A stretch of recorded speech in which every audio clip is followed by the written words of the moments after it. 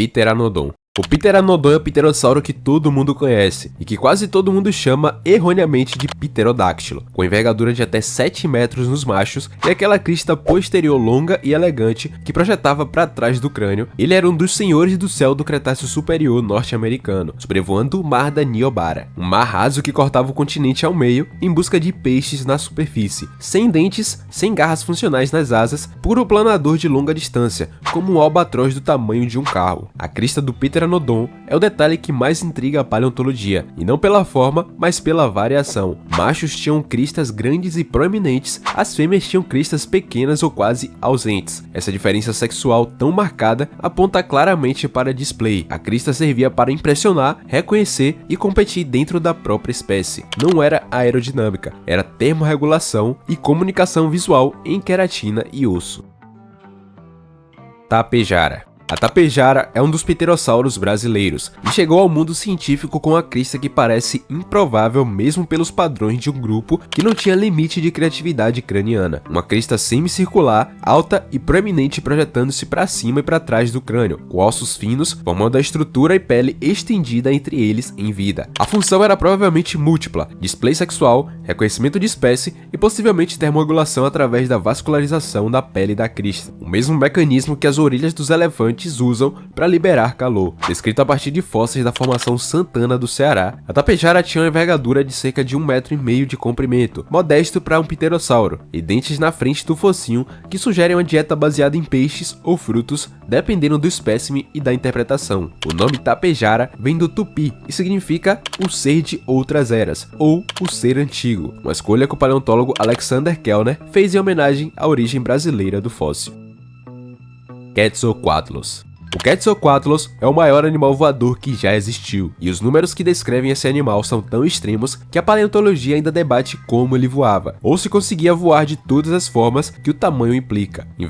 Com uma envergadura estimada entre 10 e 12 metros de comprimento, a altura em posição quadrúpede comparável à de uma girafa, cerca de 5 metros de altura, e um peso estimado entre 200 e 250 quilos. Era um ser que simplesmente não deveria conseguir voar pela maioria dos modelos aerodinâmicos intuitivos, e que, segundo os estudos de biomecânica, conseguia. A hipótese mais aceita sobre a decolagem do Quetzalcoatlus é o salto com os 4 membros, usando os braços dobrados como molas para impulso simultâneo que projetava o corpo para cima e para frente, permitindo que as asas pegassem ar antes que a gravidade ganhasse. Ele era um planador de altíssima eficiência, usando correntes térmicas continentais para cobrir enormes distâncias com gasto mínimo de energia. O que torna o Quetzalcoatlus ainda mais fascinante é a dieta provável, com focinho longo, sem crista significativa e pescoço extraordinariamente comprido. Ele provavelmente se alimentava em terra, caminhando em 4 patas pelos planos aluviais do Cretáceo Superior, usando seu focinho como uma pinça para capturar pequenos vertebrados, ovos ou qualquer coisa vulnerável ao nível do chão.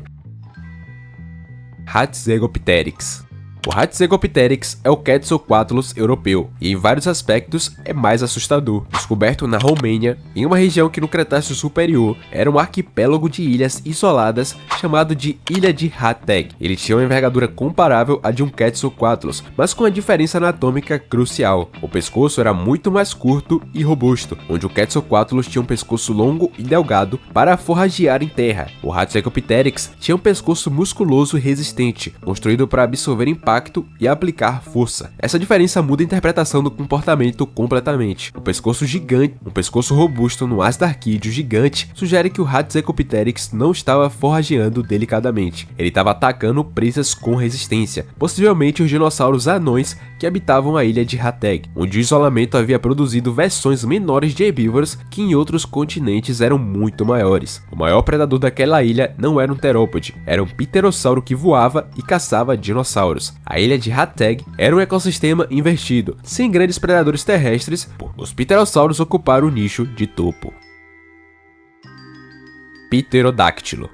Pterodáctilo é o nome que todo mundo usa para qualquer pterossauro, e o animal real é muito menor e muito mais modesto do que a fama sugere, com uma envergadura de cerca de 1 metro de comprimento nos adultos e possivelmente menos nos juvenis. O pterodáctilo era um pterossauro de pequeno porte que habitava as margens de lagoas e ambientes costeiros da Europa do Jurássico Superior, caçando peixes, insetos e pequenos vertebrados com um focinho pontiagudo cheio de dentes. Dentes esses de tamanho diferente para presas diferentes. O pterodáctilo foi o primeiro pterossauro descrito pela ciência, em 1784, por Cosimo Collini, que não sabia o que estava olhando e inicialmente propôs que era um animal aquático usando os membros para nadar. Décadas de debate se seguiram antes que George Cuvier estabelecesse que era um réptil voador. O animal que deu nome ao conceito inteiro de pterossauro na cultura popular levou décadas para ser corretamente interpretado pelos próprios cientistas. Centenas de espécimes foram encontrados, incluindo juvenis em vários estágios de crescimento, o que torna o pterodáctilo nos pterossauros com ontogenia mais bem documentada.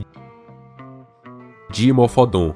O Dimorphodon é o pterossauro que parece montado de partes de animais diferentes, e a paleontologia levou tempo para entender como todas essas partes funcionavam juntas. Cabeça grande e profunda, completamente desproporcional para o corpo, com dentes de 2 tipos diferentes, daí o nome 2 tipos de dentes, uma combinação que não tem paralelo exato em nenhum outro pterossauro, mas uma cauda longa e rígida com uma pá na ponta, membros traseiros robustos e asas de envergadura de cerca de 1,40 m, descrito por Mary Anne em 1828, a mesma paleontóloga que encontrou os primeiros ictiossauros e plesiosauros britânicos. O Dimorphodon foi um dos primeiros pterossauros do Jurássico Inferior a ser estudado em detalhe.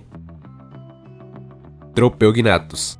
O Tropeognathus é o maior pterossauro do Cretáceo Inferior sul-americano e um dos mais especializados em pesca de qualquer pterossauro conhecido. Com uma envergadura que pode ter chegado a 8,5 metros de comprimento, ele era um gigante para o seu período, e a anatomia do focinho revela um especialista em captura de peixes na superfície da água. Uma quilha proeminente na ponta superior e inferior do bico, a quilha que dá origem ao nome, mandíbula com quilha, projetada para cortar a superfície de água durante voos rasantes sem que o impacto desequilibrasse o animal inteiro. Essa técnica de pesca é chamada de skimming, exige precisão aerodinâmica considerável. O pterossauro voava rente à superfície com o bico inferior tocando a água, sentindo os peixes pelo toque e fechando as mandíbulas quando detectava movimento. Também brasileiro, encontrado na formação Santana, a mesma do Tapejara, o Tropeognathus dividiu os céus do Cretáceo Inferior nordestino com outros pterossauros num ecossistema aéreo que a paleontologia ainda está mapeando.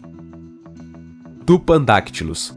O Tupandactylo tem a crista mais absurda de qualquer pterossauro já encontrado, e num grupo onde as crestas absurdas são a norma, isso é uma conquista considerável. Uma estrutura óssea projetando-se para cima a partir do focinho e outra projetando-se para trás a partir do crânio, conectadas por uma vela de tecido mole que, em vida, criava uma crista contínua que podia ser tão alta quanto o comprimento do crânio inteiro. O Tupandactylo carregava na cabeça uma estrutura que, em proporção ao corpo, não tem paralelo em nenhum vertebrado conhecido. Também da formação Santana, o Tupandactylo completa o trio brasileiro extraordinário na lista, junto com o Tapejara e o Tropeognathus. Ele demonstra que o nordeste do Brasil no Cretáceo Inferior era um dos ecossistemas de pterossauros mais diversos do planeta.